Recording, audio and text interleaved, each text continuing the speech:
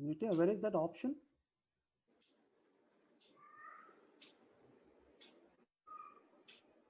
Hello? Yes. Yeah, where is that option to make it full screen? Because hold on. In your system,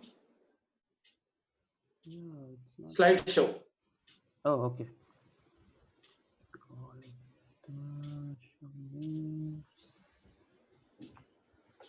Yeah. A few more also joined in between. Good morning,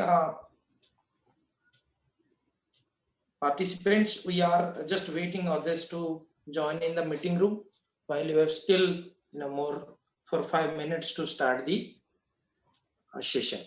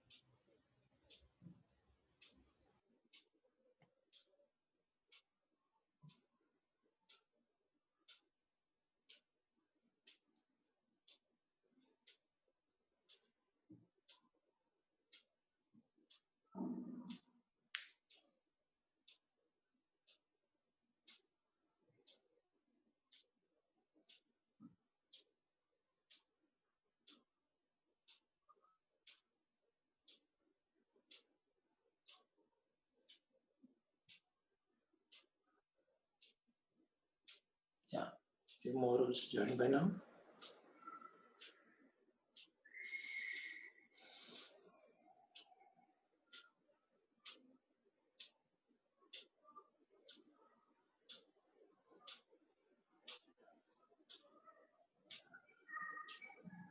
So exactly it is 11 a.m. now as per our schedule. So a couple of more minutes we will join because I could see people are joining the session. So we'll help them. I need your support here. Maybe a couple of more minutes.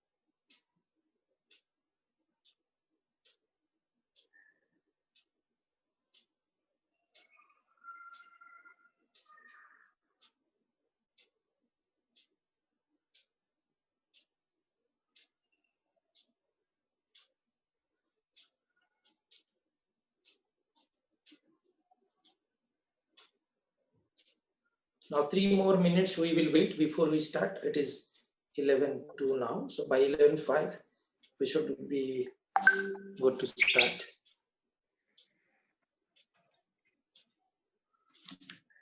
Zoom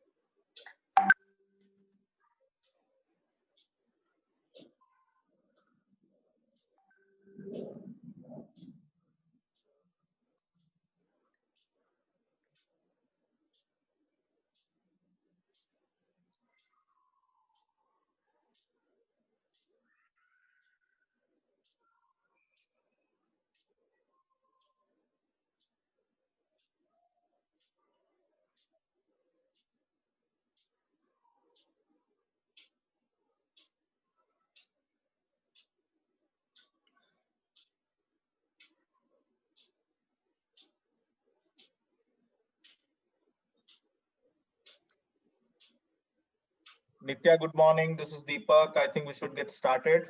Yeah. I think 11:04. This is time to start the session. I welcome you all. Once again, good morning. I hope you have a very great weekend. Today, we have with us Deepak Misra, co-founder of Cost and CEO of Prodevance, who will enlighten us on the Kubernetes. How this is really useful in the today's scenario. Post the session, which will be delivered by the CK certified, having several years of experience in IT, Mr. Mustafa. Mustafa is also here. I hope Deepak, Mustafa, you are able to hear me and my voice. Yes, Nitya. Yeah. So I would formally, request Deepak to,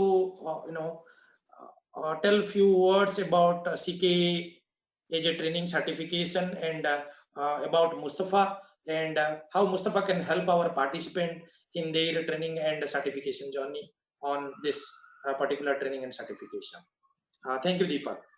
Good morning, all. And thanks, Nitya, for organizing this. This was much needed and timely for most of us getting introduced to Kubernetes.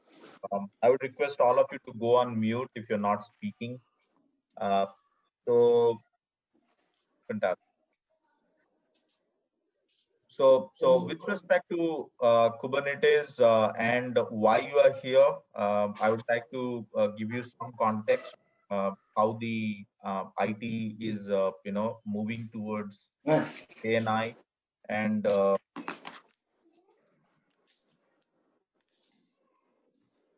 Nitya, can you go on mute? Yeah. So, my journey with Kubernetes and OpenShift started almost 4 years back while I was working for a bank and setting up their first ever Kubernetes cluster, where we did not only take the consumer banking applications, we also took the payment apps. And now I heard today morning that the entire internet banking platform has been moved on to Kubernetes. So that's the kind of transformation I do see in industry. And when I started my consulting company, our journey started with Kubernetes consulting, where we do set up Kubernetes clusters, on premise, on cloud, as well as a combination of on premise and cloud, which we call it as a hybrid cluster management. We help the customers to scale their applications and infrastructure, on demand. And all that happens, no matter whether you are on premise or on the cloud, your applications can scale and your cluster can scale. So don't just think that your application need to scale, your cluster also can scale. So because of these kind of demand, there is a huge opportunity in front of us. If you go to Google or Naukri or any job portal and search for Kubernetes jobs, you'd find at least 4,500 or 5,000 jobs just for India, right? So that's the market it has created. And 20 years back, what we used to do with Linux, today Kubernetes is the alternative of Linux. I'm not saying that, okay, it's replacing Linux, but it is actually taking over the data center management. It is taking over the developers platform. It is taking over the IoT platform. It is taking over the edge computing platform. It is taking over your, large telecom platforms. So it's happening quickly. So I knew the last 4 years. Again, I would request guys, please go on mute. Uh, really, really distracting. You should divide your, learning into day zero operation, day one operation, and cluster service. And I knew Mustafa, back when he started his Kubernetes, learning, and he has been teaching as a, consultant, and coming with a great, industry experience, directly working with the OEM, and working with the topmost technology company. Being Kubernetes certified is a huge reputation, not only on Kubernetes, being OpenShift certified, being Red Hat certified architect, being certified on several other, infrastructure, operation. So he is a great mentor and trainer. I personally know, and I would, look forward to hear from Mustafa how, CKA training is essential today for system administrators. How CKA certification will actually help you on your career during the, process of your transition from a Linux administrator to a Kubernetes administrator, or from a developer to a Kubernetes administrator. How you can do set up your own environment, self-help environment, to prepare, for the future. He would also talk about how you can monitor, how you can administer, how you can do life cycle management, capacity management, reporting, and several other, day two and day one operational tasks. Mustafa would also, share the best practices. He would also share the knowledge bank which he has created, in last many years of his experience. And I would also urge him to help you guys on the CKA certification. I know there is a recent, curriculum change, which is absolutely a good cause, that okay, they are making it more challenging and more advanced. So he would help you how you can crack that exam at the earliest time.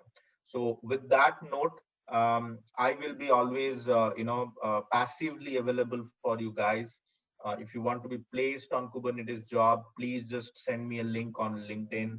Okay. And if you need any assistance during your consulting journey, send me a message. I will definitely help you. And anything related to your, career, I'm there always supporting.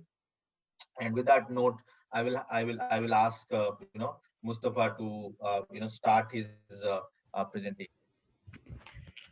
Yeah, hi. Thanks, Deepak. Thanks, Nitya, for introducing me. So, hi, I welcome you all on behalf of COS for this good journey, which is nothing but certified Kubernetes administrator. So, let me introduce myself. I am having 8.5 years of experience now. I work with good organizations like Zscaler, Red Hat, and currently associated with IBM. I'm working here as a hybrid cloud architect, more on container and cloud technologies like Kubernetes, Red Hat OpenShift version 3, version 4. I recently, appeared in an OpenShift version 4 examination, and I was able to, got a good score. And without further delay, let's get started. So we are here to talk more about Kubernetes. Why Kubernetes? It's just a more kind of a PPT or a PDF, you can say, but we'll be, demonstrating how we can run a normal container on Kubernetes platform, right? So let me go with the agenda. So why CK? What are the benefits of being a certified Kubernetes administrator? Uh, the course overview, the content in detail, what will be there in a particular feature or a topic in the curriculum, and how you can achieve your Kubernetes certification, and whether you take it from home, what is the time duration, what all things to focus, and what we are going to cover in the complete curriculum, right? So So in the earlier days, before I start with YCK, in the earlier days, you would have seen, right, people moving from monolithic to microservices based architecture. And why that is needed, right? Because containers started couple of years back from 2014, 2015, when the new RHEL operating system, RHEL 7, was introduced in the early 2014 and 15. There was just a Docker inside it, right? So people were curious to know what is Docker. But soon after that, the Docker course came out by Red Hat and by Docker organization itself, and people started certified in it. There are main features and there are good things in Docker, which people loved it and they are like migrating towards it. It's a lightweighted container technology. You can build and ship your applications. You can divide a whole lot of monolithic based architecture into different microservices and so on, right? So people started using Docker, and it was considered as a main DevOps tool, right? So people started using Docker, and then after it was the challenges came, right? Because once the product get good views on it, and everybody, and Docker is an open source, right? So started so people I mean, the engineering team got more uh, features requirement from the customers, from the CEO CTOs, right? Soon they started, and then Docker Swarm was introduced. So in Docker you can install a Docker package on your Linux machine or on your Windows, and you can run as many as containers you wish to, right? And it's lightweighted, right? So if let's say if I'm an person, or I'm an system admin, and I've been asked to run virtual machine just for one uh, database restoration, right? So it's going to take a lot of time just for 5 to 10 minutes, right? So that was a whole lot of uh, drawback, wherein system administrator took almost around 6 to 7 hours deploying the normal virtual machine, and then importing the database, showing a client demo, and once it is done, I mean, the system admin goes ahead and remove that particular VM, right? And then again, there's the same requirement after 3 or 4 days. Again, the system admin needs to do, right? So Docker was introduced because it's a lightweight. You can run as many as containers at any time, and you can just delete it, and your job is done. So then there was an issue with the kind of high availability, where how you can maintain a high availability of Docker containers, right? So the Docker Swarm was introduced. So it has a scheduling mechanism. You have a Swarm manager, which is acting as a Swarm master, and then you have Swarm nodes, which are acting as a worker nodes, or a kind of a workloads kind of a nodes, wherein you deploy your containers and you create an overlay so they'll able to talk to each other. Now there's a drawback over there as well, because it did provide a kind of a auto scaling, scheduling, uh, high availability and everything, but it was everything manually, right? So it was a bit headache. Let's say if one node dies and the container needs to be shifted on another node, again it was a headache, right? Because an administrator needs to do everything manually. So after that particular era, right, the Kubernetes was introduced, and Kubernetes was initially a Borg. Uh, it was developed by Borg community, and then later Google took it and handed over to CNCF. So it was kind of a Google product, you can say. And now you will see a lot of Kubernetes based container orchestration platform, like Red Hat is coming up with their own Red Hat OpenShift container platform, which is again a container orchestration. There's a product by Rancher. There's a Pivotal Cloud Foundry, Apache's, they have their own product, HashiCorp's Nomad, and there are a lot of container orchestration platform going on in the market, right? But if you see everything, everybody is using the same Kubernetes API, right? So this Kubernetes course, which we are going to talk about today and further down the line, right? All the organizations are using the standard Kubernetes API. So in order to understand or learn anything from the vendor perspective, if you learn Kubernetes, you will able to learn each and every damn vendor oriented products because they are using the same Kubernetes API. If you see from the OpenShift cluster, if you can and you'll able to run kubectl commands, right? Why? Because OpenShift is also using the same Kubernetes API, so the kubectl command will work over there. They have created an abstraction layer on top of Kubernetes, which is nothing but an OpenShift container library, which is nothing but OC, right? So the heart remains the same. It could be an any other person, right? But the heart remains still the same. So let's get started with the agenda. So why CK, benefits of CK, codes, content, and preparing for the exam. So why CK? Now, purpose of this particular program, the Certified Kubernetes Administrator, is to assure that the person who is learning and who is working on that technology has a good skill, good knowledge, and he is able to take the responsibilities in any of the organizations or any of or in front of any of the customers whom he is going to deal with, right? And why CK? Now, if you see any of the cloud-based certifications like AWS, Azure, and Google, right? They are more kind of an MCQ based, right? So let's say if you are not aware about certain topics, you might, you know, just grasp it in order to know about it, right? But over here, it's everything is practical. So CK is why is important because whenever an organization hires an individual, right? And if you are CK and CKAD, so the organization will definitely know that this guy has a good hands-on experience on the Kubernetes cluster. What are the Kubernetes features he knows about, like pods, deployments, replica sets, services, and he is capable enough to take the responsibility in the organization, right? So it's more kind of a performance-based exam, like Red Hat. Even Red Hat exam are like practical based, right? So you need to sit and you need to do everything on hands-on, right?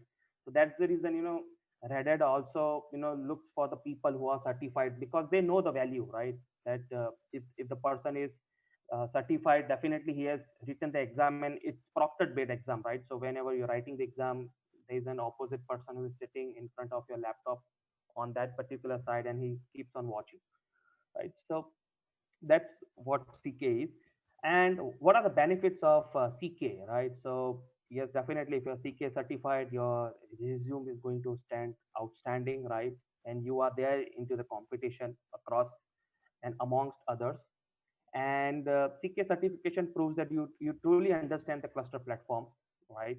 And you know how to configure, troubleshoot the cluster, and you need to know how you can deploy an application. So this certification is not only for the administrators, but yes, it equally plays a vital role for the developers as well, because developers are also been asked to learn this particular technology because, as I said, that everything is moving from monolithic to micro-based architecture, right? So even they need to know about what is Kubernetes, how they can develop their application, and Kubernetes itself is there in each and every cloud as well. Like Amazon has their own managed services, which is nothing but a EKS. Azure has their own service, which is Azure Kubernetes Service. Even IBM Cloud has it, right? So now the developers are building their application in the form of cloud native way, wherein they can deploy or build an application and it can be run across each and every cloud without refactoring it or re-architecting it.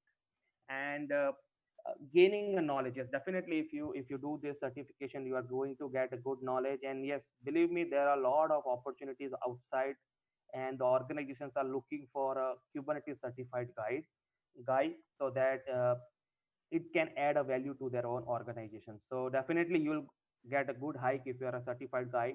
You will also make the progress in your own way, and you are going to stand out in any of the market you go. It could be in India, it could be outside India, right?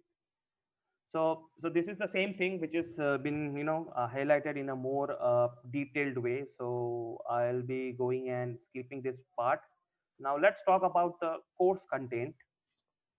So, in the course content, we'll be starting what is the architecture of Kubernetes and what are the core components of Kubernetes. That what is there inside a master node, what is there inside a worker node. Then we'll be going with the installation of Kubernetes cluster. So there are four ways of installing a Kubernetes cluster. It could be using kubeadm. That's a default installation tool which is provided by the installation document and by the upstream folks. Okay, there is a way to install the cluster using hardware. That you set up an individual node, you set up all the certificates, and you do everything in the configuration file and making the services talk to each other. So you are going to play around with that. Another is a kube spray mechanism, wherein you will get a chance to deploy the Kubernetes cluster using the Ansible playbooks. If somebody has worked on OpenShift Container Platform version 3.x, everything was based on Ansible, right? So you just run the playbooks, and after 30-35 minutes, your cluster is up, right? But you will not able to understand what exactly it is happening in the background, because the certificates for the each and every component will be auto generated, and you will not able to understand. So that is one way. And another is like install the cluster using load balancer approach. That I want to have three masters and I want to have a load balancer, and I need to talk to an API via load balancer so that the traffic gets routed to my master nodes uh, equivalently based on the mechanism I choose, right? So in this curriculum, there are a lot of ways to do the installation, but we are going to follow a kubeadm way, because in examination also, when we have to troubleshoot on the cluster and when we are going and installing the cluster, it is typically more on the kubeadm way, because in examination they will not showcase a cluster to install with more complexity, right? Because you just have 2 hours. So we are going to talk about the examination pattern and the time duration. So that was it for the cluster installation. Now, as I said, we'll be talking more about control plane and data plane in Kubernetes, which is API server, how API server functions, where is the actual metadata of each and every object which we create, right? Pod, deployment, services, cron jobs, etc., where it gets stored, which is nothing but a etcd. Coming forward to it, we have a control manager, how control manager functions in the master node or a control plane node, and what is scheduler. And scheduler is quite important, because you will see a lot of things in the production cluster, that why the pod is in pending state, why my pod is not able to schedule on this particular worker node, why am I not able to schedule the workload on the master node itself. So scheduler plays a lot of importance over there. Okay, and coming to it, we'll talk about the Kubernetes resources. Okay, before going to Kubernetes resources, let me talk about data plane as well. Data plane is nothing but a node which is there in your Kubernetes cluster, which is actually running the workloads, and the workload is nothing but a container, right?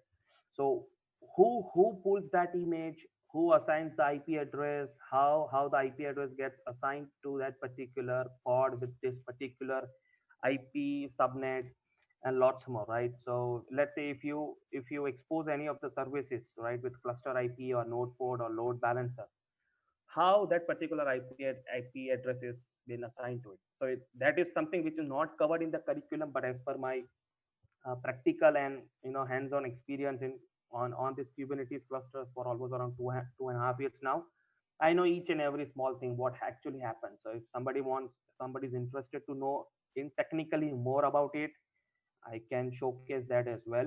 And if I get time, maybe I'll be showing that also in the further or future classes. Right. So I've been played good on TCP dump. So I know when you do a ping from your pod to the internet, how that packet flows, what are the IP table chains it creates on the workloads, sorry, on the worker nodes, and how the traffic gets back to the particular pod in reply. So that is what we're talking more into the control plane and data plane. Now, Kubernetes resources are nothing but the pod, right? So pods is nothing but a smallest entity in the Kubernetes cluster, which holds your containers, right? So that is pods. We are talking about deployments, replica sets, the replication controller, services, cron jobs, and lot more. So Kubernetes resources is having a lot more. We'll be talking in the further slides. Now moving forward, let's talk about application logging, how you will check the logs, right? So whenever you if you would have run any of the Docker containers, right? So you check the logs using Docker, right?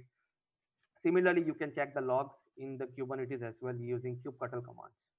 So that is more from the application logging, because this is quite important, because you will need to run this particular command often when you work on Kubernetes cluster.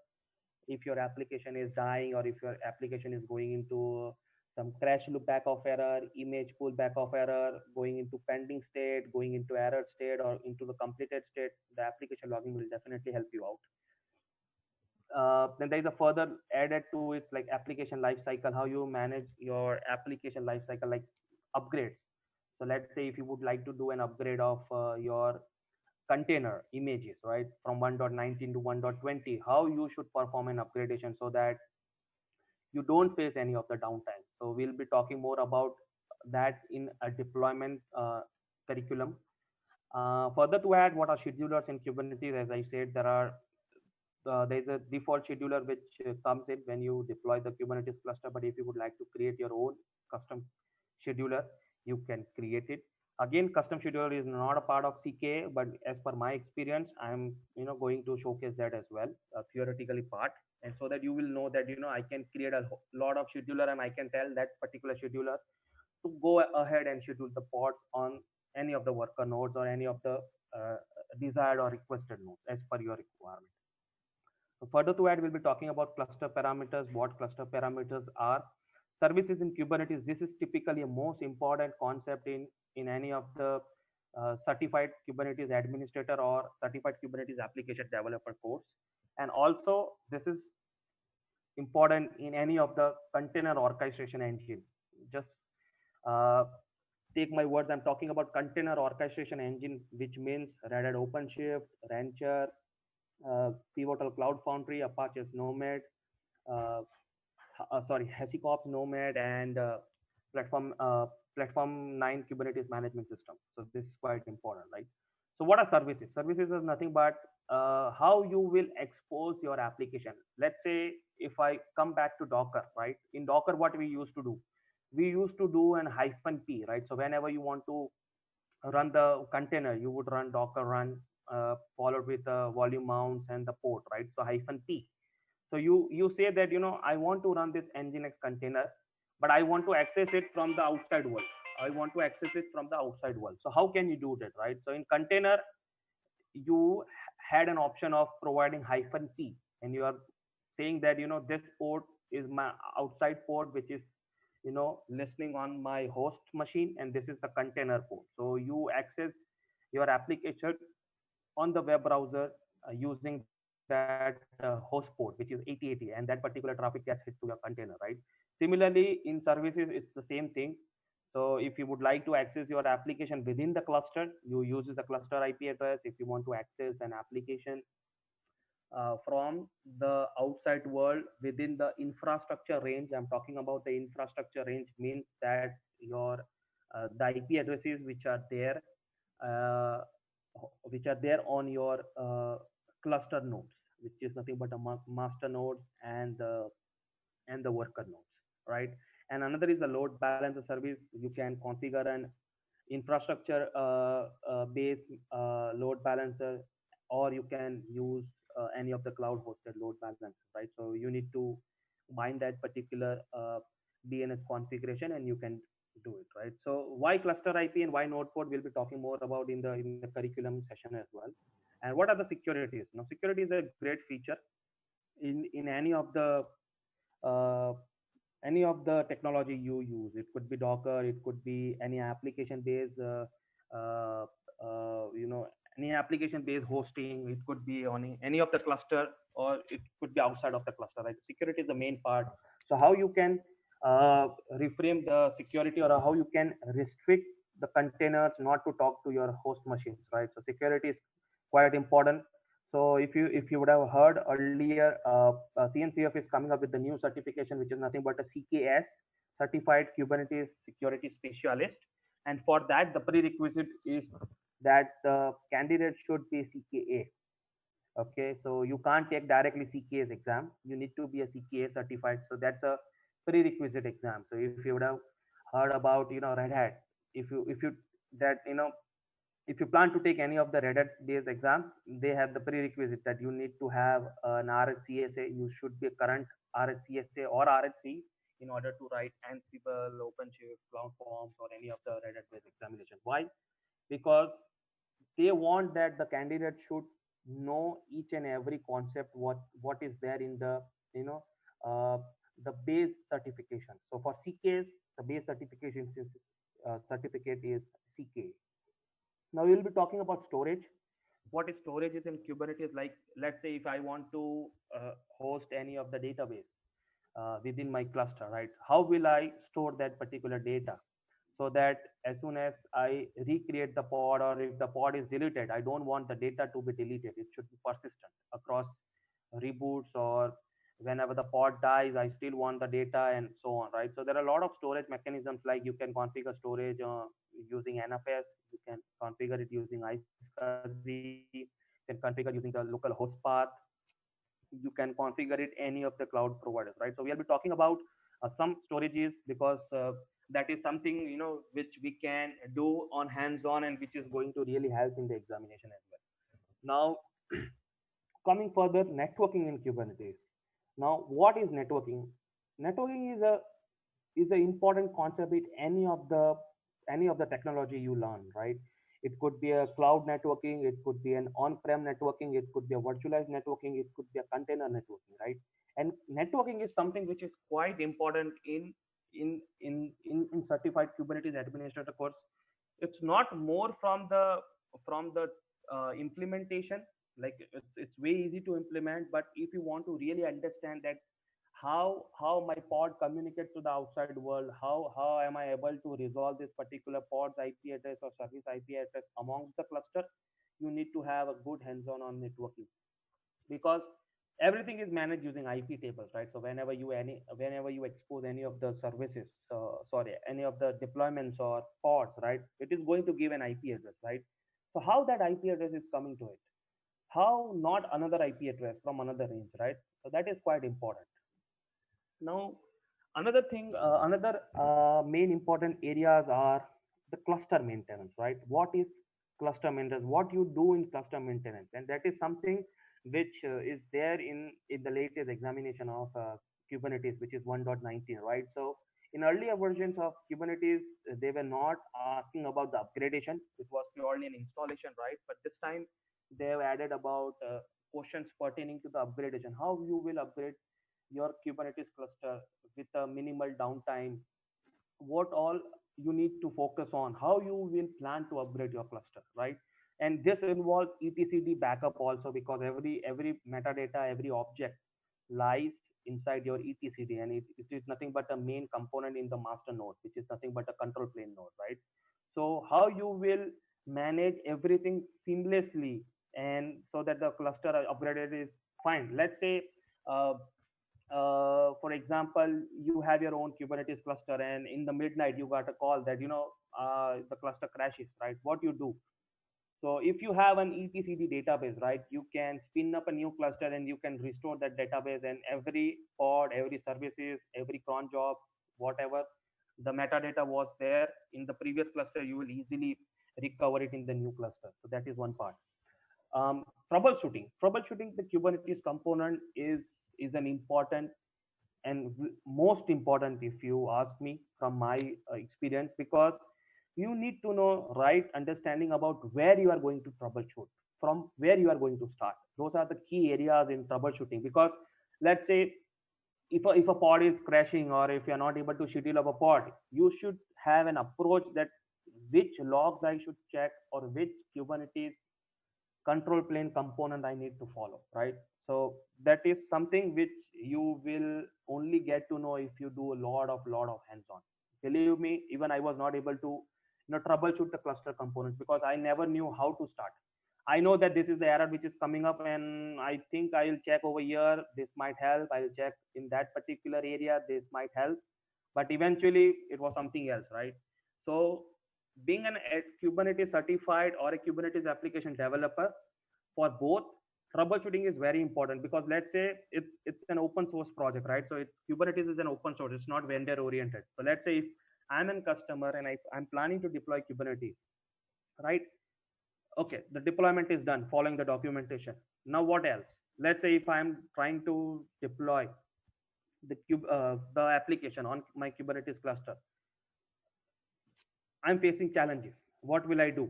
You don't have any of the documents, right? You don't know where to check, how to check, and when to check. You don't know anything. You are just sitting idle, and you are not getting any of the help because it's an open source, right?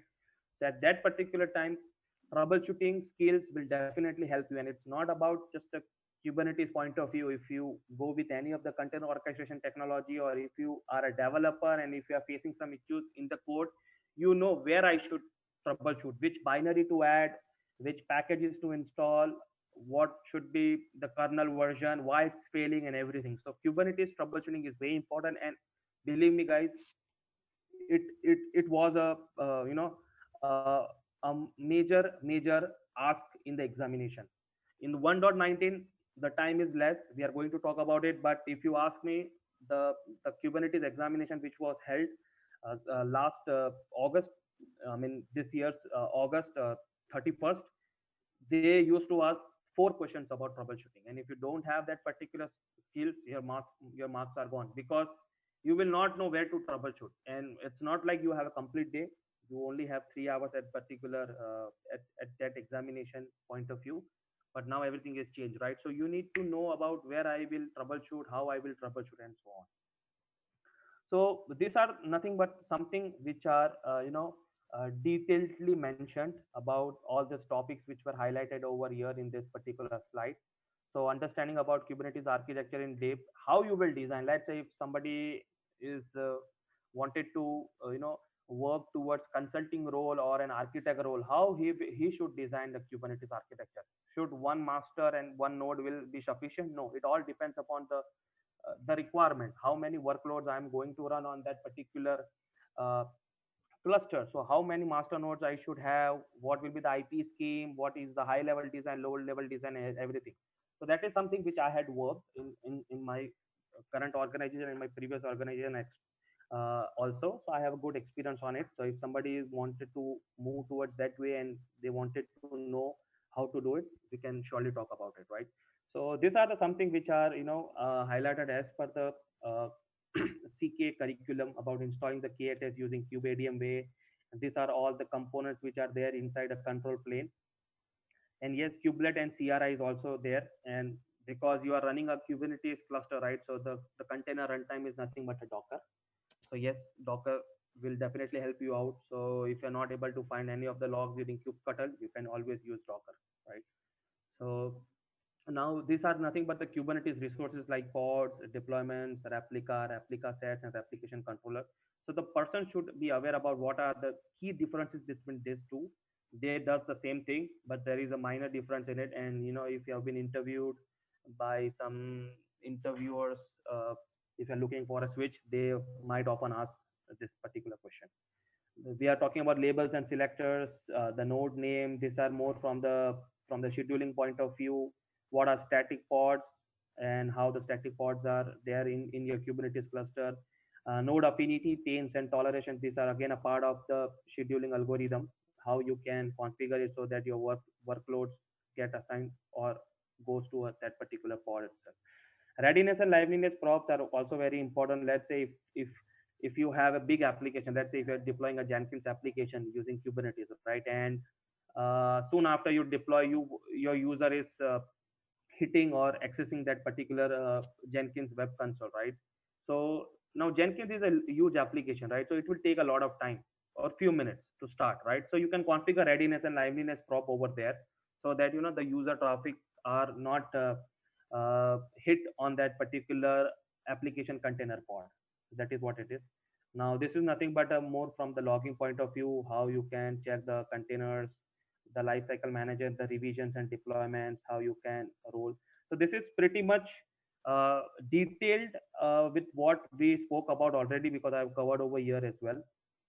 So yes, so this is something which you need to know, the commands and arguments, because in Docker you have an entry point and an CMD, right? The same thing is there in Kubernetes as well, which is nothing but a CMD and argument. It functions similarly, but still you need to know.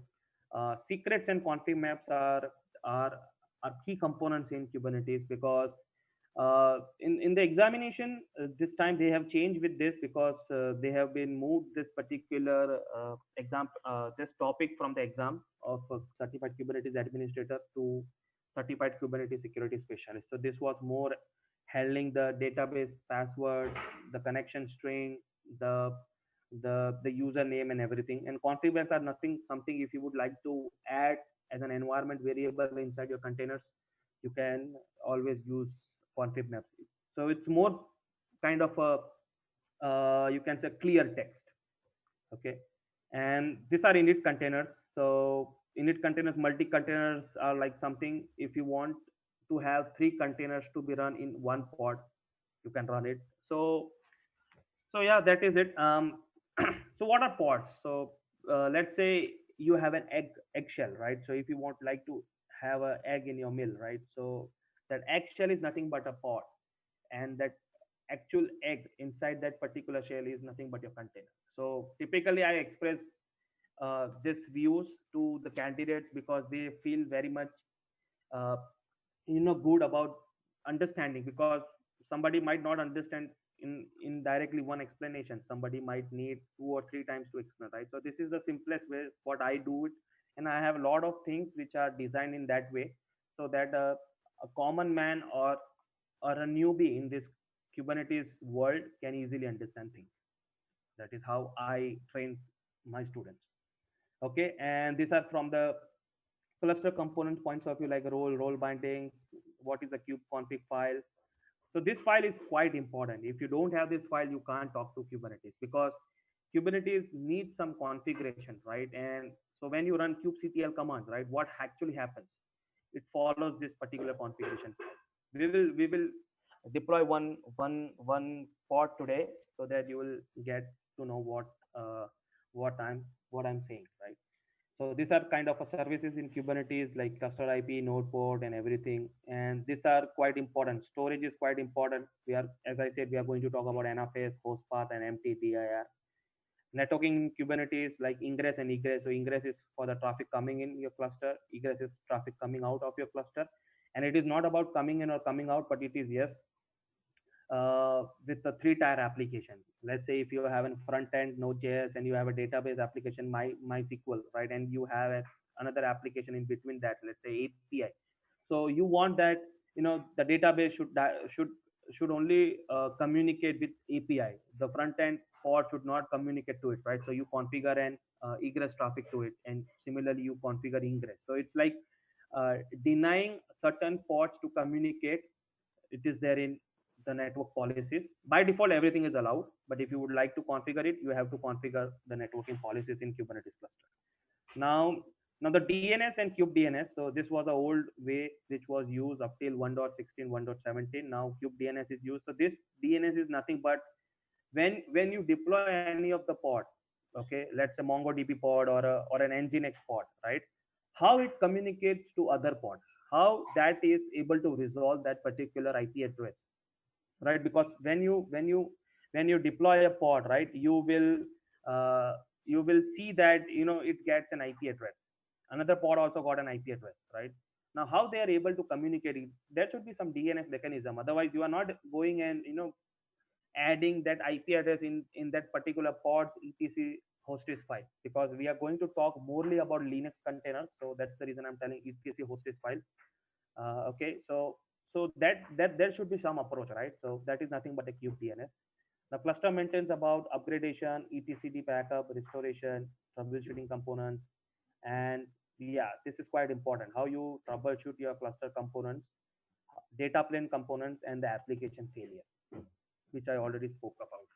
Okay, so these are the topics which we are going to follow as per the curriculum. Okay, and coming to the last slide, how you can prepare an exam. Okay, how you can prepare uh, to write a CK or CKAD exam. So believe me guys, this is only for the certified Kubernetes administrator, but for the CKAD also the code slightly remains the same, but not to more extent. So it could be like 70-75% it remains the same, but something is there in CKAD as well. So we are not going to talk about the CKAD. Okay, so it's a proctor based examination of 2 hours. Earlier it was 3 hours, as I mentioned over here, and there used to come 24 questions, and the passing marks was also 74 out of 300. So CNCF and Red Hat and each and every examination, they just provide you the percentage marks. They will not say where exactly you made the mistake, right? So earlier there were 3 hours, 24 questions, and it was more from a troubleshooting from the installation. So they were the highest weightage. And believe me, I gave the examination almost around 1 year, 1 month now. So I gave CKA examination when I was on around 1.14 or 1.15 of Kubernetes version. And believe me, at that time, hardly people used to score more than 80, 85, because at that time the examination questions were quite different and it was very tricky as well. But right now, if you would have seen on the internet or on LinkedIn, people are managed to score more than 90, 95, 99 also, and even 100 also, right? Because there was a drastic change in this particular examination, which is now degraded, which is now outdated, you can say.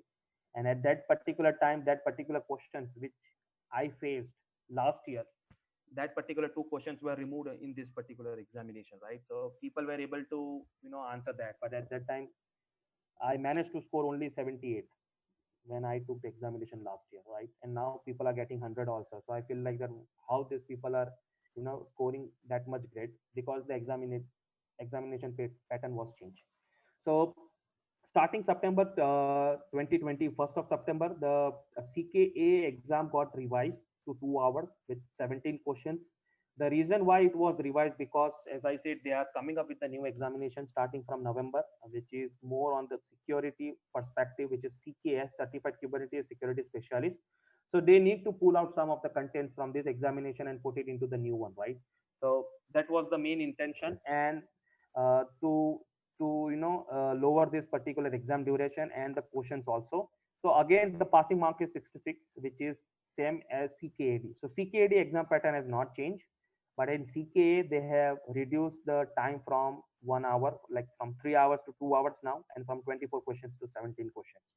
And in that questions also you need to have right skills, because you just have 2 hours, and at the time you make mistake, you will be confused that how can I troubleshoot or how can I do that. And believe me, it's an YAML based exam, or it's a JSON. So whoever likes JSON, they can write the JSON files. Whoever loves YAML, they can write YAML. But I see most of the people write YAML only because they have a good experience on Ansible, so they know how to write playbooks and follow the good indentation of two tabs, right? So that is what it is. So just considering about those 2 hours, now I mentioned that 7 minutes each per question, but believe me, the questions are huge. It's not very straightforward that you will be just telling, okay, go and create the pod, put the pod IP address over there, and that's it. So you started creating it, but then in the end they will say that you need to invoke a config map inside it also. So you need to refer the question thoroughly. So that's the reason 7 minutes is quite efficient, because you need to thoroughly understand what actually it is trying to say. And the passing mark is 66. So I think uh, it's a decent amount of number. So you just have 34 percentage marks in spare in order to pass the exam. And how the exam is there, how you can clear the examination, how the exam looks like when you turn on your laptop and when you are proctored by a proctor sitting on the opposite end, how the screen will looks like and everything, so that I know everything and I can really help you out to clear the examination also. So this concludes the presentation which was there over here. So let's do some practicals and try to run one of the container. Okay, so let me uh, Hey, Mustafa, share this. one question. Hold on a second. While we are coming up with the practical or demonstration part, uh, Deepak, would you like to add anything as a addendum to this, or anybody is having any question preliminary, they can always ask. No, I think let Mustafa show how practically these things are done, and Yeah, I think it is coming up. this is one such thing which I always look forward, that we should be in a position to do things on all by ourselves, right? So Mustafa, over to you. Yeah, that's fine, Deepak. We can just go with a demonstration, let people know about what the cluster looks like, what are components inside it, and then maybe we can go with the question answer and understand if somebody is working on Kubernetes and if he's having some doubts or he or she is having doubts, we can take it from there. Okay, I guys. have a So question here. Is that operator-based Kubernetes or service-based? no, so operator-based Kubernetes is there in. So I'll cover up with this release notes as well. So this time Kubernetes has introduced a custom resource definitions files, which is there in Red Hat OpenShift control platform. So yes, you will have to install that operator for any of the different kind of object you would like to deploy in the Kubernetes cluster, and that's how you can follow. So yeah, it's an operator base in 1.19. Okay, any questions you have, guys? Mustafa, Yes, hello. so network, when it comes for networking, okay, you'll use some sort of any specific devices, or there is some default networking, or what what exactly you'll cover in this? In the networking part, so in the networking, see, there are a lot of CNIs, right, which is nothing but a container network interface, or you can say a kind of a standard mechanism how you can use it, right? So there are a lot of CNIs, which is nothing but Flannel, Calico, ViewNet, and so on, right? So Yeah. what I'll be doing is we can use any of the choice. It's not about that I want to use CNI or a Flannel or something, but we'll be going with the Calico because Flannel does not support networking policies, right? So you can't have a denial rule or an allow rule for any of the application containers. So that CNI that CNI, which is Flannel build, does not provide, right? So we can uh, deploy Calico. That is purely upon your choice, right? What actually you would like to do that? What you So would like to deploy? generally in production, what network they'll use? They'll use Plano or Calico. No, they use Calico because Flannel does Calico. not provide the networking, right? So what they do is they will deploy Calico also. So what they do is typically, if you ask me, let's say if I am a customer and I deployed the Kubernetes cluster, right now, how will I block any of the networking configuration, right? So let's say they went with the Flannel in the initial installation. Now what they do is they deploy Calico and they use Calico for just networking policies, and they keep the Flannel for the other parts of networking within the container, right? And if somebody wants to go with the Calico and they are knowing in the initial phase of implementation, they will definitely use Calico. So other part storage, you said you'll use some sort of any external storage, or how it will be used? So over here in the curriculum, you mean? No. So this during this training, okay, there is some storage also, okay. So that storage, how you'll take any, you'll correct any like no NetApp, EMC storages, storage box, and will do.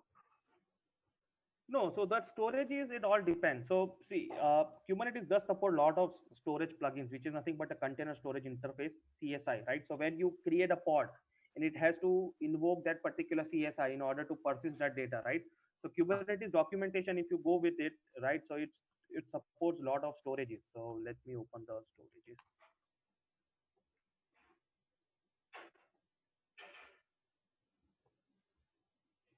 So it supports even EMC NetApp boxes. That I will have to check over here because But I generally in have not. production, what storage they'll use? So in production, it depends upon customer to customer requirement. It is not like Hey, if I can pitch in, it like please. Mustafa said, it depends on the customer environment. So we work in one cluster where we use Ceph. Okay. Safe. Okay. Yeah, Okay. and we also have supported customer where we use NetApp. Okay. NetApp has a object storage, and open source Ceph is the object storage. Yeah. So it depends on what design you have got approved. The 3.x, or means I'm talking about OpenShift, okay, where we were using Gluster, but Gluster is now not preferred, right? So it depends. Okay, fine. I got it now. Either you'll use Ceph or NetApp. Okay. Yes. I would say you will use a container object storage. No. See, for example, let's say storage. The part is storage. I think that storage means they'll use NetApp or EMC or some storage. But generally, okay. So in Deepak, I have one question. In on, training, what storage you'll use? You'll use local disk or something else? Yes. So as Uh-uh. I shown here, right? So we are going to go with the host path NFS. I have the NFS server inbuilt on my on-prem, and we can go with the MTDR. There are a lot ways to do it, but it is just to get an understanding about what actually it is happening in the background, how your data is getting persistent, Yeah. right? Yeah, got So it, Deepak. Got it. Yeah, thanks. Yeah. okay. So yeah, so your question, right? So just to add your question, I know Deepak has already answered, but these are the kind of volumes which Kubernetes currently supports. So it supports Hi. MTDIR, Azure File, Azure Disk, Host Path, iSCSI, local. So I'm going to demonstrate with NFS, Host Path, and MTDIR because this is something which I have on-prem. Rest all I need to procure it and I need to do it, right? But the concept still remains the same, right? So you Okay. can use all these things which are highlighted over there. No problem, Hi, Deepak. Mustafa. I just have one general question actually. I mean, I am an storage solution architect actually. So I Yeah. have almost around 10 years of experience in storage industry. So I just wanted to check out how can we relate this Kubernetes certification with the storage, professional. So how is it beneficial for me?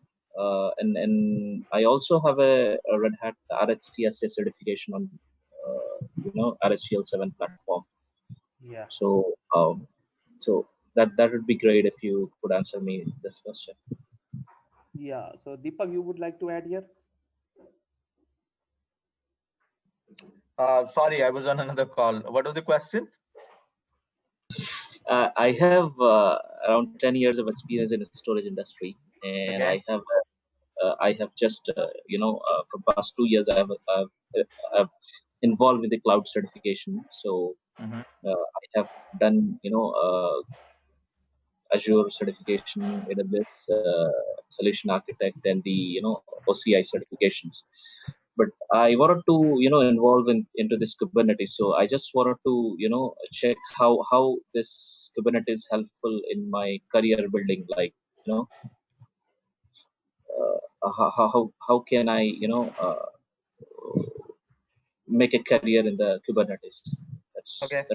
It's a Okay, so general question. yeah, means I think we need to also give time for the Kubernetes discussion. But when you talk about the career, if you are a storage administrator, you very well know that we today in industry we don't require storage specific administrators, right?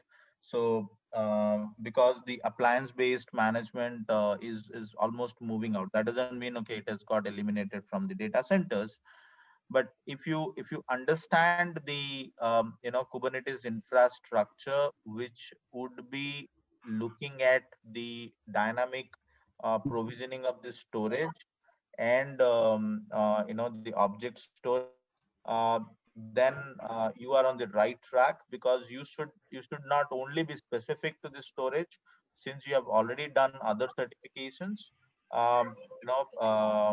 You should look at the KNI based architecture, which is going to be the discussion point by Mustafa, because that's the architecture which will rule the data center industry. And if you need to be on that KNI architecture to manage the data center components, then Kubernetes is the starting point. Correct, Mustafa? Yes. So, all right. Thank you. So how is it related to Linux?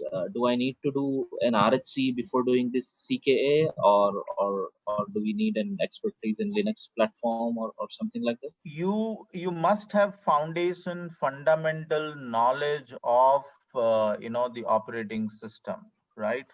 I would not call it as you must be a RHC. RHC is not a prerequisite for CKA, but you must be a Linux administrator, because everything is on Linux, right? It's means Linux is no more a another layer. It is included in every component of Kubernetes.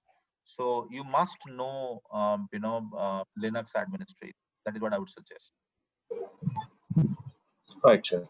Thank you. That's And moreover that, okay, all the job seekers,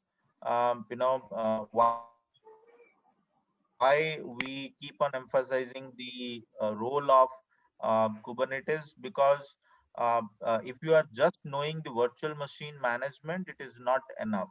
So for you to understand and appreciate how the application and infrastructure management is shifting its focus from just a virtualization layer of KVM or most popular VMware ESXi, that has been almost shifting into the Kubernetes based management plane. So you have to be very, very clear on that journey. Okay. right, sir. Thank you very much. Okay, so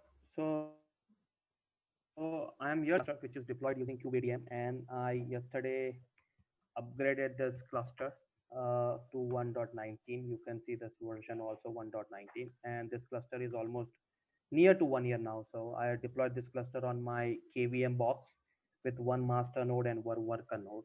So it all depends upon the requirement, how scalable cluster you would like to have, and what actually you would like to have, right?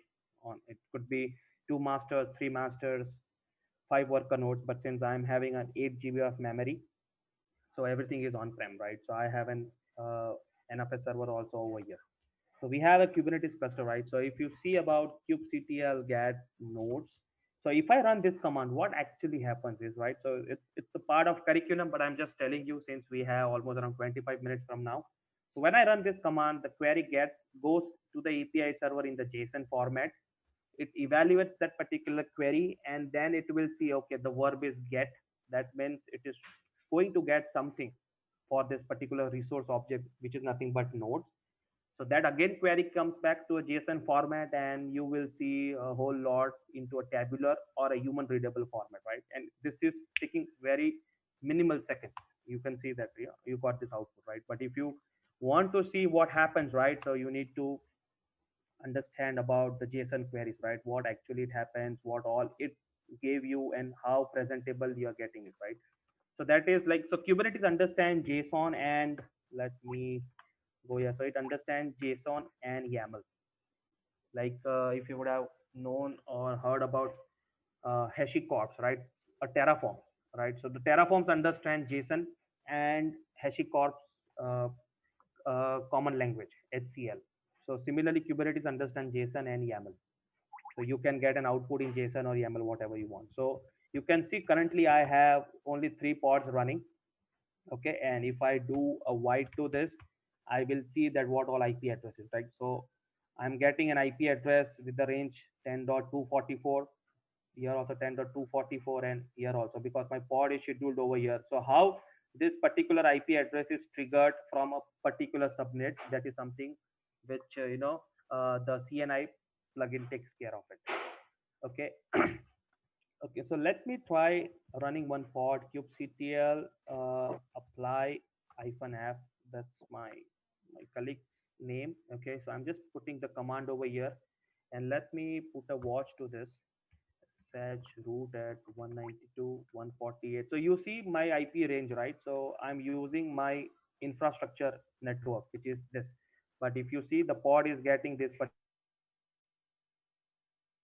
And another thing, if you would like to see if kubectl get services, you see the services is getting some different range. So how that is managed, right? So you need to design that way so that it does not overlap your infrastructure network. Otherwise, you will be, uh, uh, uh, face challenges. You will be facing to the problems, right?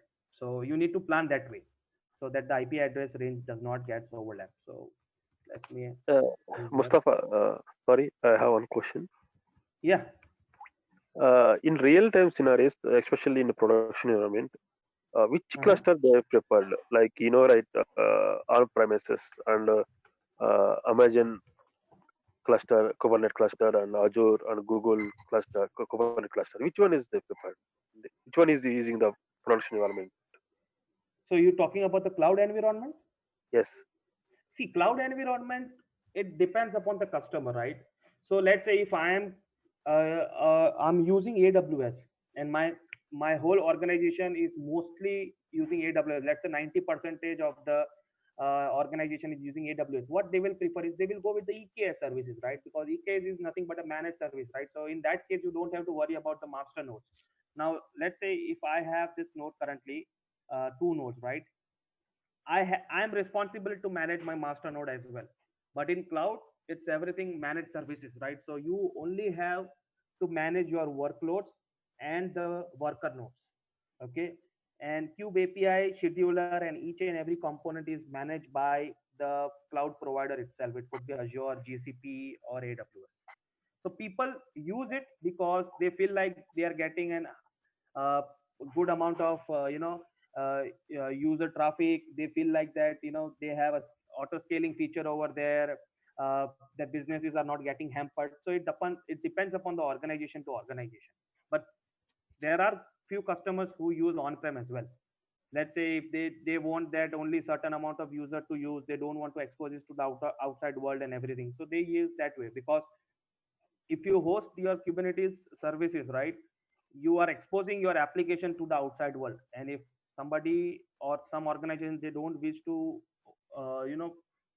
publish their application using load balancers, uh, you know in the internet facing, they don't go with that particular approach. Yeah, hope this answers your Yeah, question. yeah, got, yeah, got. Okay, so let's try deploying this. So I have three containers running, right? And let me put a void over here. Okay, so now let me open this file so that you know what actually I'm talking about, right? So this is a whole huge file, right? So okay, let not me do that. Okay, let me run this and then I will showcase that. ctl apply. Okay, so I did command. So this particular request went to my API server. Okay, and then you will be able to see that pod is busybox optimized. Please apply changes to the latest version. Okay, let me do that. Let me run any other command only. Okay, so this is a multi-pod. Okay, let me run this kubectl apply -f multipod.yaml. Okay, see, now you will see the multi-pod. This container is creating. So that particular request went to the worker node. Worker node is now pulling the images and it is trying to create a container, calling the API CNI library. See, I don't have the IP address done. So this is internally process which is happening, right? And it got this particular IP address 10.244.1.146, right? Why am I getting the same range of IP address 1.x, 1.x, 1.x, 1.x? Because there is an IPAM module which is there inside the CNI, right? So that will take care about the IP address assignment. If I schedule this particular pod multi containers on the master node, it might get 0 dot something IP address, right? So that is the taken care by the CNI plugin itself. Okay, so if I open this particular file, catpod.yaml, you will see these four things are like mandatory, right? What is the API version of the pod? It's v1. What is the kind? It's a pod. I'm going to create a pod.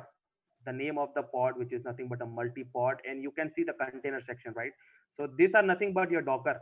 When you try to run Docker run something, it used to you provide this nginx image, the bin shell, and all the other arguments, right? So this you are putting inside your container spec. So whenever you run this command, your pod is nothing but going to create a Docker container. So you can see the same thing, right? Let me Docker ps pipe grep multi, right? See, multi containers default about a minute ago, right? And it has nothing but a busy box. So this is the pod which is got created. So you can troubleshoot your applications using Docker commands also or kubectl also, because the container runtime is nothing but Docker, right? Systemctl, status, Docker. You see the Docker services are up and running. So this is the main container runtime interface which is there in Kubernetes, which helps you to run your containers. Okay, so yep. Any questions? We still have 15 minutes. If somebody has some questions. Okay, before that, let me cover something. Okay, let me go with the release notes, which is there in the 1.19. So this is probably the how to download the client binaries, server binaries Yeah, about. hi Mustafa. Yes, who is this? Ganesh here. Yeah, Is Ganesh. replication control is going to obsolete from here, means from 1.19? Typically yes, but we still have to see if the replication controller works or not. But yes, the replication controller is quite outdated, and everything is moved towards replica sets. So if it is getting outdated, then yeah, that's fine, because eventually you deployed the pods. Sorry, if you run your workload using deployment or replica sets, right, or cron jobs, it was creating a replica sets only by default. So if it is getting degraded or decommissioned, it will be quite good. But just to be a concept awareness, replication controller, if it is there and if it is working, we may get to showcase that during the training session. Okay, so And then coming back to the Mustafa, would you CLI. mind, can you go to the node, I'm sorry. please? Can you go to the your demonstration part, please? Yeah, okay. This So part you're when talking about? exactly you're running, when you exactly running the kubectl apply or create, it is Uh-huh. going to the master via the API. So from the API, how exactly it's fetching the information from the master? See, API is nothing but the heart. So it's not fetching from the master. API server itself sits on the master node, right? So whenever you run this command, something called .yaml, right? Whenever you run this command, if you see the Kubernetes architecture also, let me showcase that.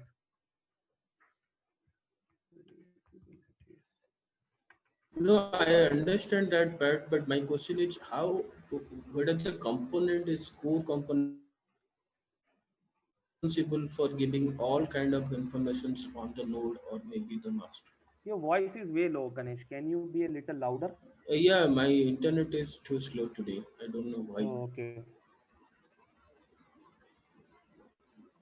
So who is Okay, core okay. Let's component do one is thing, Ganesh. responsible? Post Yeah, this yeah. session, we will discuss. Okay, post this session, we'll discuss. Okay. So if you talk about this 1.19 feature, from the exam point of view, everything remains still the same. But there are some changes which they have been introduced from the kind of an implementation way, where and since it's an open source, everybody is contributing towards the community. So they got some of the feedback that this thing should be introduced, and based on that they are proceeding with that. So if you they are coming up with some seccom graduates to general availability. So this is again from the security part of Kubernetes cluster. It's nowhere to be a part of CKA. It's going to be there from the certified Kubernetes security specialist exam. Okay, they are moving their all the images based to a different storage bucket, so that based on the US people, if they're downloading, they'll get some repositories on the from the US, from Asia Pacific, and so on. Everything was coming from here. Now they are moving towards the community control based images, so that people who are contributing in some region, they have control about this access. Um, Now the important part which I saw was immutable secrets and config maps. So this was because to have a to reduce the load on the API server, because whenever you perform any of the upgrades, and if there is a config map and secret involved in that particular upgrade, there might be seen issues and challenges during the upgradation of the application or the cluster component. So they have put an immutable flag to set to true. So if you set that true, it is not going to make any of the changes. The config map will still remain as it is. The only thing you have to recreate and redeploy it. So they have mentioned over here, right? So earlier this was the part, right? And now they have come up with this immutable field. So immutable config maps. This is still into the beta. It's not still live, but yes, if you set this particular thing to true, you will only be able to delete and recreate the new config map. So that is something which they are coming up with this. They are now somebody asked me about the custom resource definitions, right? So here is the answer. So in this Kubernetes dashboard add-on, you can find most recent Kubernetes dashboard. Kubernetes dashboard now also includes custom resource definitions and the new translation to this. And now they are coming up with the Windows Containerd supports beta. So this is more a kind of a beta approach, since it's just a Kubernetes 1.19. There might be Kubernetes 1.19.6, 7, 5. You will be seeing it, and you will gradually see that the open source contributors are contributing towards this particular container orchestration tool, and a lot of features will be added, and they'll be going live from beta to G. So yep, now we Mustafa. have still 10 minutes. We can go with the questions now. Hey Mustafa, is there a discussion about is kind of service mesh? Sorry, brother. It's your voice is way low. Can you be a little louder? Can you place yourself near the mic? I was asking about the service mesh implementation in the future Kubernetes implementation. See, service mesh you can configure right now also. That's an add-on, right? It's see most of the organizations they don't use service mesh as of now, right? If you want to use like there's a console, right, of HashiCorp and Istio. Those are the service mesh technology, right? You want to implement, you can implement, but that is not mandatory. So like you will not see that Istio is there, and when you deploy the cluster, you will see that service mesh is also been installed. No, that's an add-on thing. So any of the Yes. I monitoring know it's an mechanism, add-on, logging, but sorry. if it comes from inbuilt as a Kubernetes service, so I was just asking in future it will. Yeah, no problem. Yeah. Mustafa, one small question. Yeah, sure, Ganesh. So, like as per the syllabus, you are covering only the CK part. So, can you just elaborate? Can you get one more add-on on that key ELK we can include and Grafana monitoring tools? Because only knowing CK is not going to help. We are just creating the pod replication and rollbacking all the things. But until unless you're not clear on how to monitor it, it's very difficult to maintain the admin part. So can we include into our course as a one part of demo? Yeah, ELK is again an add-on, right? That's what I said, right? Yeah, I'm We telling the can, same. if we want to involve and add it, we can do it. That's not a problem. But that is something out of the CK curriculum, because in Kubernetes you Yeah, will I'm telling not the see same. anything. Yeah, Ganesh. Yeah, whatever the application log you are going to tell here, it is not enough for the CK administrator. I think so. So if we want, can you add for one class into that either Grafana or Kibana ELK? Yeah, that we can do, because I was having a memory issue, right? I am just having an 8 GB of memory, right? So that's the reason I have not deployed ELK stack. Because if I start deploying ELK stack, it's going to take a lot of memory, and my host machine will die. So that's the reason I have not included that. But yes, there are a lot of ways to deploy it using Helm by normal YAML files, and you can have an ELK stack up and running, because it installs 2 to 3 components. Like one is like a Logstash, Fluentd, that Kibana itself, Kibana dashboard, and the Elasticsearch, which is nothing but a database, right? So I was not having a memory, so I never installed it. But yeah, we can go with that direction also. We can do it. That is something which is a part of an administrator. You will often see that the ELK stack is there, the logging solution Prometheus or cluster matrix solution, right? You will see Yeah. everything, but it depends organization to organization. Most of the organization use Prometheus as a default one, and some Yes. organizations they go with the Dynatrace Shared also. by Jeff. Yeah, Ganesh. Yeah, it's okay. You can continue. Thank you. Yeah. Okay, thank you. Yeah, hi, Mustafa. I have a quick question. Yeah, Does this CKA curriculum involves Kubernetes on cloud concepts? If so, are we expecting any questions related to cloud in the exam? No. It's purely a bare metal kind of a thing. So yes, definitely you will explore that particular on your own. That is for sure after you go with this curriculum, because a lot of organizations they now start asking about EKS services. How have you worked on EKS? What are things there in EKS? you have a good experience on EKS and everything. So once you start developing yourself onto this particular Kubernetes technology, you will able to answer that also. Because if you go with any of the dashboard, right? So let me. I don't have an access to AWS, but if you would have checked AWS, it's same thing, right? So you have Okay. to create your cluster, then you have to assign the IAM roles to it. You download the EKS-CTL file. So from the AWS point of view, you will see a binary as EKCTL, right? Elastic Kubernetes Scuttle.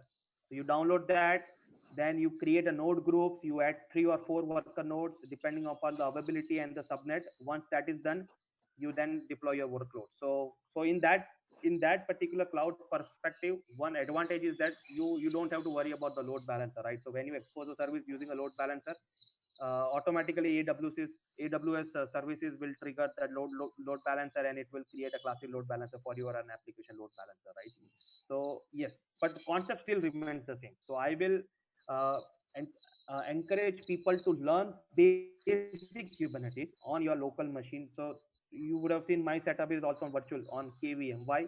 Because it's just for the learning purpose, to explore, to do a POCs, to try create your own Docker files, build it and run that particular as a microservices and see if the scaling and everything is happening or not. So yes, so in exam point of view, nothing to worry, not about a single question you will see about the cloud. Oh, okay. All right. Yeah. Thank you. Mustafa, what is CKS and cloud means? No. It's talking about if he'll able to see something from the cloud. Let's say if they have asked to deploy a cluster on cloud. So that is what they was asking. Okay, like AWS and Azure, right? Yes. All right. So Okay. you, in the examination point of view, nothing to go with the cloud. Just think that cloud does not exist. Okay. No questions related to cloud, no installation, nothing. They will simply ask about the installation of the cluster and upgrading using the kubeadm way only. So they will give one node wherein you need to upgrade the cluster from one version to another version. So because Right. exam it's like 2 hours, right? So you will not get an internet connectivity to connect to AWS and do everything. So no need to worry about it. So recently I seen no Kubernetes on AWS, Azure like that. Okay, that's why I'm Mhm. asking. Yeah. No, those are the services. Yes. So if let's say if I'm a customer and I don't want to deploy these services, I don't want to hire somebody else in my organization to be a Kubernetes administrator guy or a cloud ops engineer, right? Or a system admin. So what they do is the organizations go with the EKS services or any of the cloud managed services, and they will. So you have a right to create the cluster over there with any of the name, and anything goes wrong, the cloud providers will take care about it, only about the master components, because master component is something the heart of your cluster, right? And if master components down, you will not able to create the pod, delete the pod, or do some normal operations. Whatever applications are, they'll still be running in, but you can't add or delete it, right? So they have a 99.99 SLA over there in any of the cloud, if you look, right? So that is the reason people go with that kind of managed services, but your Okay. concept still remains the same. Hey Mustafa, one question. Yeah, sure. Actually, I'm a AWS guy. So we are using ECS to deploy our applications. Uh-huh. So we are using load balancer and application load balancer and target groups. In that, we are using container ECS. Okay. So what is difference between where it comes EKS? So we are using to reach out the application. We are using a load balancer. Yes. Yeah, I'll tell. And okay. Yeah, Naresh, a good question here. So there's a lot of difference between EKS and ECS. So ECS is nothing but the elastic container service. Even Kubernetes is nothing but a elastic container service for Kubernetes. So you can say people say EKS, right? In ECS, it's totally about containers. Let's say you have your own machine and you install a Docker on top of it, right? And you create containers. That is nothing but normal Docker containers, right? Similarly, ECS also provides the same thing, but you will see an automatic scheduling decision. Let's say if I'm creating a cluster, and there is a service on top of it, and then you create task and the container definition, right? So in Right. that particular cluster, you can create 2 or 3 ECS instances, which is nothing but a elastic container service based instances, which are nothing but a compute instances, right? So you Yes. don't use a Fargate, you go with that, and so in that you can have at least 1 ECS instance also, or 3 instance also, depending upon your requirement. So let's say if you're choosing 1 ECS instance and It's you're based on deploying, auto scaling. I mean, yeah, so auto scaling is there in EKS also. That's how you configure it, right? But those yeah, are nothing but your Docker containers. So if you choose an AMI of EC2 instance, ECS instance, you will have a Docker and a container agent over there installed. That is managing using Docker only. You will not able to see kubectl command, kube create command, nothing. It's purely a kind of a container world, which is nothing but a Docker Swarm world, you can say. And in EKS, it's Kubernetes world. So kind of an automated orchestration. You can create a services of service cluster IP, node port. Because in ECS, if you try to create a service, it will say a host port and a container port. So it's again a -p, right? You are right. doing a port mapping, right? So Yeah, exposing the consider ports. ECS as a normal Docker world and EKS as a Kubernetes world, just for your simplicity. Okay. In very simple words, ECS is a Amazon container orchestration engine. EKS is Kubernetes based Amazon service, Amazon orchestration service. Yep. Right. Correct. But my question is like, so in the pods itself, we can create multiple containers, right? Yes. So in the like you are saying like Excel, so we can place multiple containers in one shell. So if one Correct. pod goes down, so 3 which are installed on same pod, 3 containers, it will die, right? Yes, it will die. See, this is required when you, let's say ELK stack or any of the monitoring solution, right? So if you deploy it, it will have an internal services also. Let's say if you deploy an HA ELK stack, let's say, so it has some proxy container, it will have some another container. So that's jumbled inside one pod. But yes, if a pod dies, everything is going to die. But if let's say if a container dies, you have to troubleshoot that particular container, because still your pod is up and running. But you will see the count as this. Let's say if I go there, right, kubectl get pods, okay, I have 1 out of 1, right? So in that particular scenario, you will see something as 2 out of 3, meaning that 2 containers are running out of 3 containers. You getting it, what I'm trying to say? Yeah. So you have to find kubectl logs, the pod name, let's say multi-containers -c, and the actual container name. Let's say you have 3 container images like C1, C2, or C3, and let's say your C1 is dying. Okay. So you have to do this to check the logs of that particular container inside that pod. Okay. And is there a way to handshake for pods between the pods? What can you repeat it again? So I want to communicate with first pod to second pod. So is there any way like SWAM? Yeah, that is by default allowed. So That is I what have a said. one container. Yes. Yeah, so that Okay. is by default allowed. Okay, so let's say if I have kubectl get pods -o -oy, right? And if I'm going to busybox, I have this IP address. So if I go to this particular, right, let me try it out. kubectl execute -it busybox bin shell. Okay. Okay, I don't have bin dash.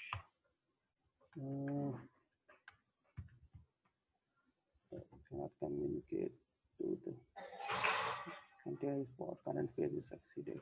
Okay. ಮಾ ಅದೆಲ್ಲ ಅದಕ್ಕೂ ಹಾಕ್ಬೇಕಮ್ಮ ಅಲ್ಲಿ ಹಾಕಿ Hello. ಕಟ್ಬೇಕು. I think because of the change in the CLIs 1.19 version. But yes, if you go to this particular pod and if you try to ping from that pod to 1.40, that will work, because as I said, because of the DNS, right, we have this particular pod running, right? kubectl get pod -n kube -system, right?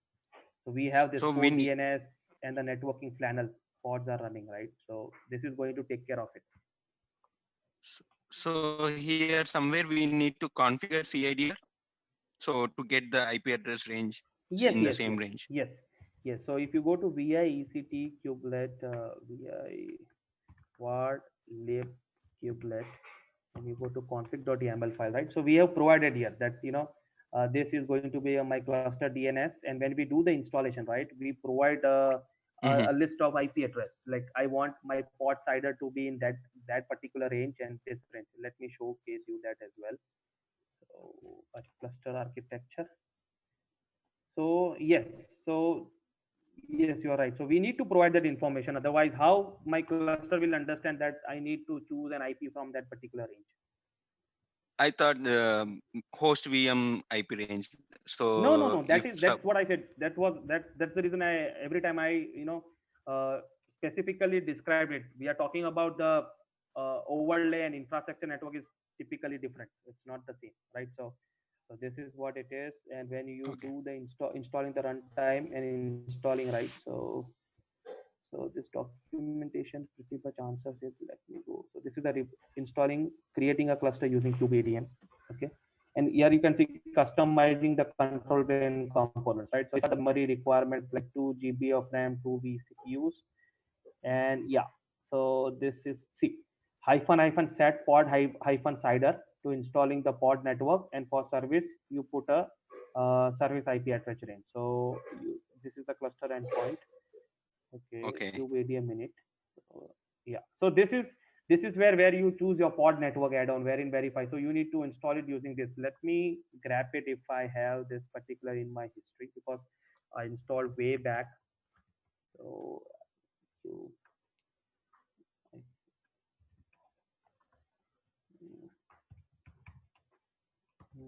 nothing is there, but yes, you have to run it. So that we will see during the installation of cluster, because I have each and everything ready with me, but it's been misplaced over here and there on my local machine.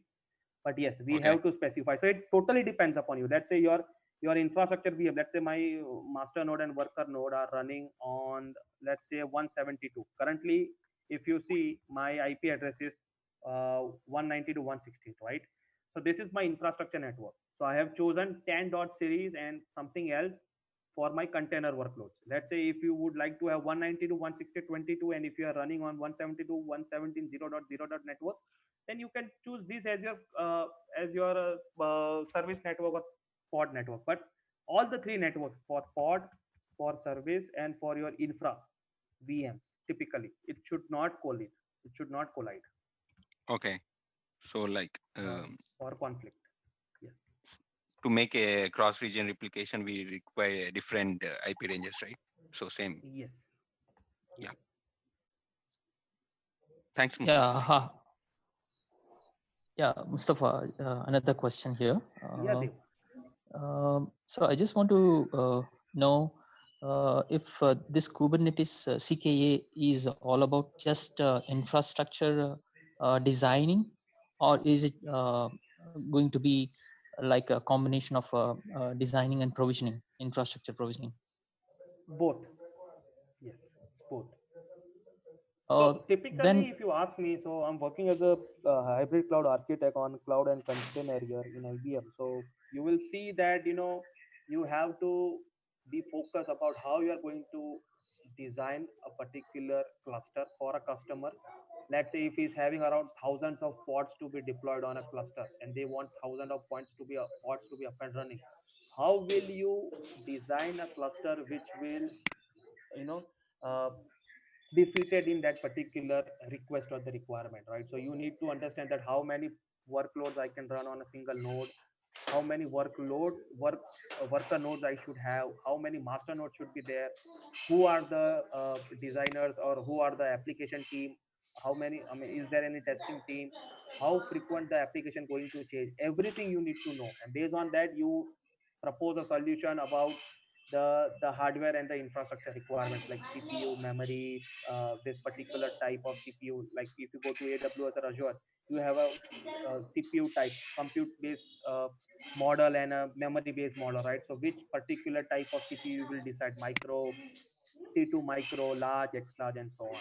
And yes, you also need to have a good understanding about the internal components, how they talk, because customer might have a different approach saying that I want to integrate this particular cluster with LDAP or OpenID.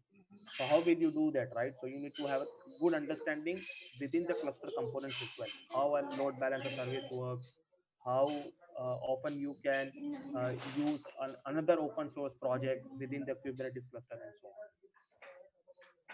Participants, those who are not speaking can go on mute, please. There is some background noise. I'm sorry. And Mustafa, one last question. Yeah, sure, Naresh. Yeah. So if one pod is die, so I can see the logs in the val log messages. No, right? no, it will not go to var log messages, right? Because it's not a system log, right? There has to be a mechanism wherein you fetch your container logs and getting stored on the syslog. System log is for the local machines itself.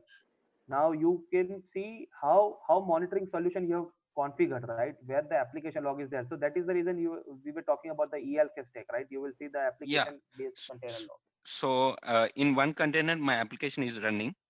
So application some like Tomcat. So in another container, 5 lines monitoring the container. So it will send the logs to the Datadog, something like. Okay. So both containers are died. I want to research. So where Yeah, I so can get the logs. See, So see, that is the reason I'm telling you, na, that particular container needs to be running using persistent volumes.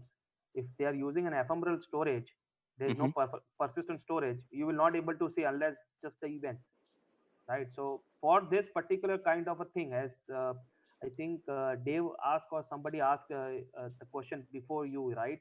That what all things to be done in terms of Kubernetes architecture or understanding, right? So these all questions comes over there. You need to have an right answer, how you will do a design, how you will implement it, what all things to be taken care of. Let's say our customer says, I want to have an EBS disk volume, right? So you need to also think about it that, okay, this person is going to use the volumes coming from cloud. So you need to have that particular latency as well.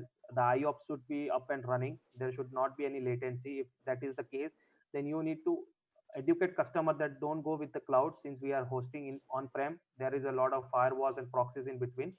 That's not going to deal with that. Let's go with some other storage-based solutions like Portworx storage or NFS storage or Red Hat Chef storage or cluster storage, right? It all depends. So that we need to configure initially. Yes. So like Otherwise, you will only see the logs of that particular application on your CLI itself. And if you want to have or visualize the logs, why it died at that particular time. So if there is some storage mechanism where you are persisting your logs, then only you can achieve it. Oh, so in the Docker we can see the Docker logs, right? In Yeah, the system. that is you can see using kubectl also. If you run kubectl commands, okay, kubectl get pods, right? Okay, let's say kubectl logs -f. So this is the follow logs about the previous container, right? So let me open this, right? So if see, these are the only logs you will be able to see, and this captures not a complete logs about the complete restart. Let's say my pod restarted one time, right? So I'm able to see these logs. Now, if let's say your pod is dying almost around 20 to 25 times, you will not see a 25 likes. It will only show you the previous logs about that particular time it got restarted, right? So you need to persist this particular information. So if you see my application, right, OC get OC is there, it will work because I've created an alias get deployments, right? So kubectl edit deployments ghost, right? And if you go over here, you see I don't have a mount path, right? See, there is no bounds or volumes, right? So this is not a persistent kind of a deployment. So if something goes happen, I'll only able to view or visualize the logs from this particular output about the pod. Why, what happened, what was the reason about the failure, and so on. Still, it's just showing an info. Yeah. Sorry, go ahead. We have ready-made templates, or we need to write those templates. So in the CloudFormation, we need to write that. See, if you go with the Helm, right? If you go with the Helm, you will see a lot of so Helm is nothing but a package manager. Like you have a Yum, right? So when you install a package, it will all install the dependencies, right? And if you go with this Helm, right, you will see service accounts, the class, the roles, role bindings, and everything. So I just executed one command let me pull up this command. So this was the infrastructure load balancer I executed, right? So I did it using kubectl apply. So this particular YAML file has a lot of information. So if I open this one, it's a raw file, right? So it's going to work. Okay. So if you see, so this YAML file was there on this particular site wherein you have a pod security policy in place, you have pod security policy again, then you have a service account, then you have a cluster role, everything. So this is typically for this particular application, the code was embedded in a single YAML file. So if you deploy it, it will create a whole bunch of resources in that particular namespace. So it's using a Metal LB namespace, right? And it also creates the role bindings, everything. So similarly, there is a Helm package manager, right? So Helm package manager, what it will do is, let's say if you really want to deploy a huge application, let's say Jenkins or ELK Stack or Prometheus, you don't have to worry about what container or what config map or what secret I should have before I actually start up my Prometheus cluster for monitoring, right? So using Helm, all these particular YAML files will be bundled in one particular package. So let me run, because I have not executed run Helm quite a live. So let me Helm search, let's say Jenkins, for example. Okay. Okay. So is it there? Helm search command. Okay, repo search.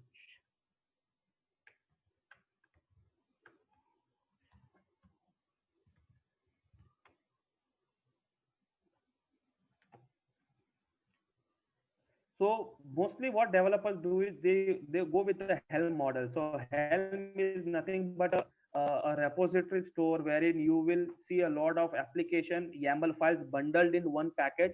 So once you just see, I have this status, right? Jenkins. So I can do directly Helm install, and this one stable Jenkins, right? So what it will do, it will deploy Jenkins everything. So you don't have to worry about the role bindings, the storage class, the service and everything. Yes, but if you want to host a Jenkins on your node port, maybe that particular Jenkins stable version or this repository might have a service IP pointing to a cluster IP, right? And you want to expose the web console from the browser itself, right? Wherein customer can use it, right? So you can change that from the cluster IP to node port. So there is a values file which you need to pull out from each and every stable repository, modify it, and then install it. So it will run everything. But for a normal application like Nginx or BusyBox or Alpine, it's quite easy. So in examination also, they will not ask any complex applications to run with, because then again the dependency might come and you will see your application going into a failure status and you need to troubleshoot on your own. So in exam you have just 2 hours and 17 questions, so don't have to worry about it. It will only see, this is something kind of an understanding platform, what Kubernetes is, what you can do via Kubernetes, and how Kubernetes helps in the current IT industry, right? That is what it is. But yes, if you are working more on Kubernetes on day-to-day basis in your organization, definitely you are going to get an exposure like Amazon services, Google Kubernetes engine, GKE service and everything. You might be dealing with more complex applications apart from what you are going to learn in the curriculum, right? So you don't have to worry about it. Okay. Thanks, Mustafa. So I think we are done with the session. It's almost 17 minutes on top of our scheduled time. So over to you, Nityanand, and I'm just stopping this recording now. Yeah. Thank you. Yeah, recording is stopped. I think yeah. Thank you, Mustafa. I think most of the things we have covered, Deepak is already here. Before I wind up, I would request Deepak to add anything if need. Otherwise, I have given my name and my mobile number in the chat box. We are starting this session from morning 7:30 on 20th. So, I would request if anybody wants regarding registration, payment or anything, please feel free to reach me. My number I have given, even I am telling again, 970-4456-015. So you will get a message from our end as well. Do share us your views, feedback.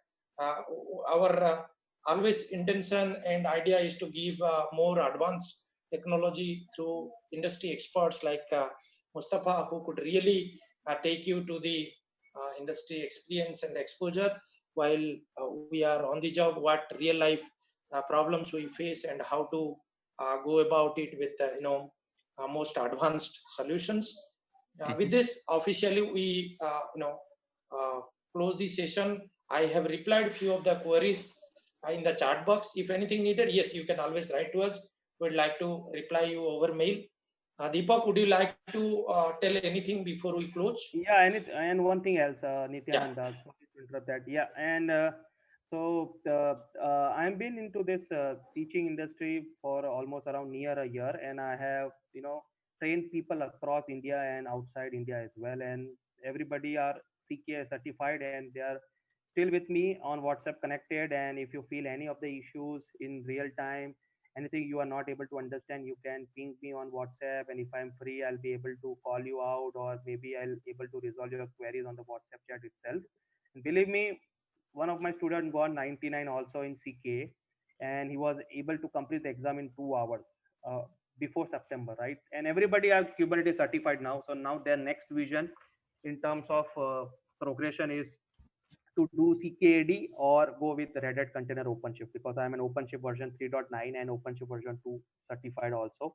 So there is a whole lot of approach and whole lot of people coming towards me over the WhatsApp, over the LinkedIn. You will find me on LinkedIn also with my name Mustafa Mithaiwala, and you can add me over there. If you have any questions over there, we can definitely talk. But yes, for so the agenda to take this session was to make people aware about Kubernetes, why Kubernetes, and people should try adopting Kubernetes, because Kubernetes is something which is leading in the market, and you will see a lot of growth in that particular area. It's a DevOps tools, yes, that is for sure, but there are a lot of DevOps tools like Jenkins, Puppet, Ansible, Shell, Stock, Kubernetes, Docker Swarm, Red Hat OpenShift Container Platform, and so on, right? So if you know anything about orchestration tool, yes, definitely you are going to get a good opportunity outside. And believe me, out of I had 10 students before this one. Those were my individual students, and they are currently working in very good organization after they cleared the certified Kubernetes administrator course. So I feel very much delighted to hear that. Hope to work on educate you guys also who are really interested to move towards that particular line of business.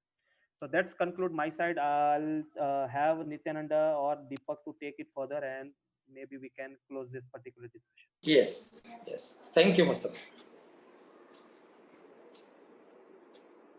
So Nityanand, you are from CAS Kukatpalli, right? Yes, I take care of all the centers, in fact. But yes, you are right. Okay. I stay in Hyderabad.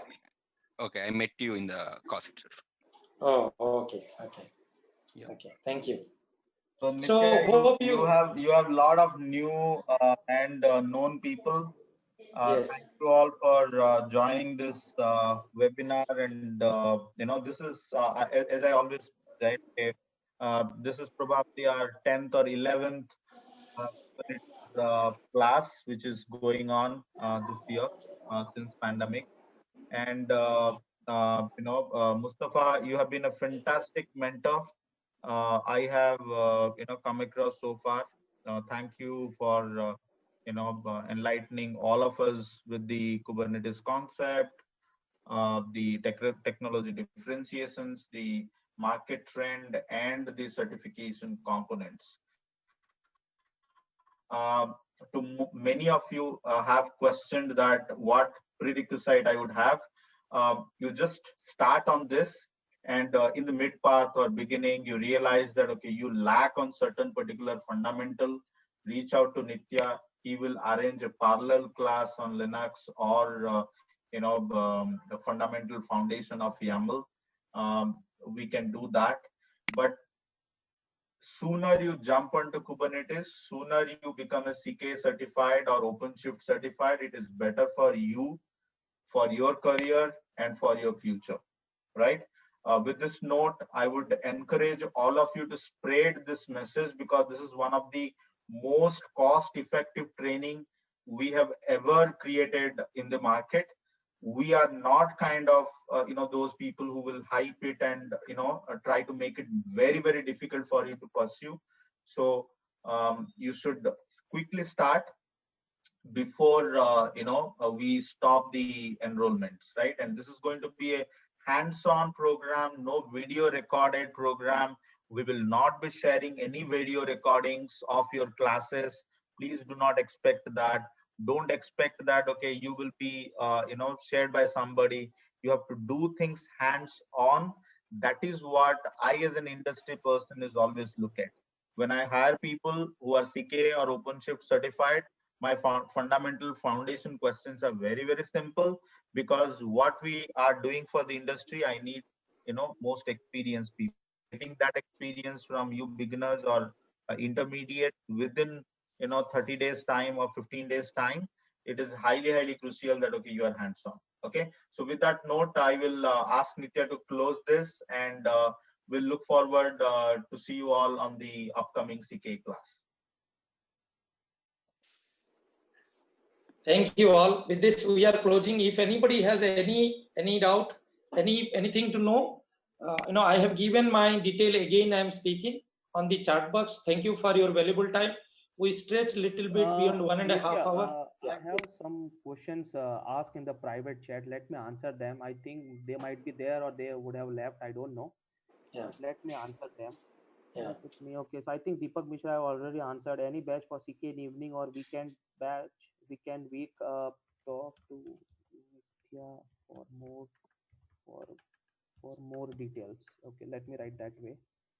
More details. Okay, and put it to all.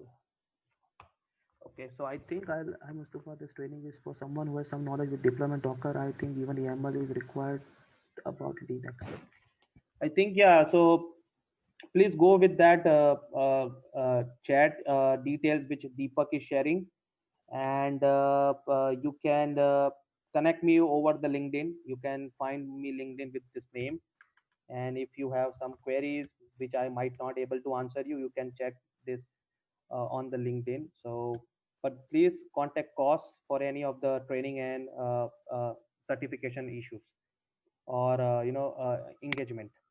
So I'll just paste it in the Slack and sorry, in the group chat, and hope to see you soon and during the sessions. Thank you very much. Over to you, Nitya and Deepak. Thank you, have Mustafa. Yeah. close. Yep. Thank you very much. Thank you all being here. Do reach out for any query. Have a great day, and thank you being here. I'm closing this session. Thank you. Thank you all.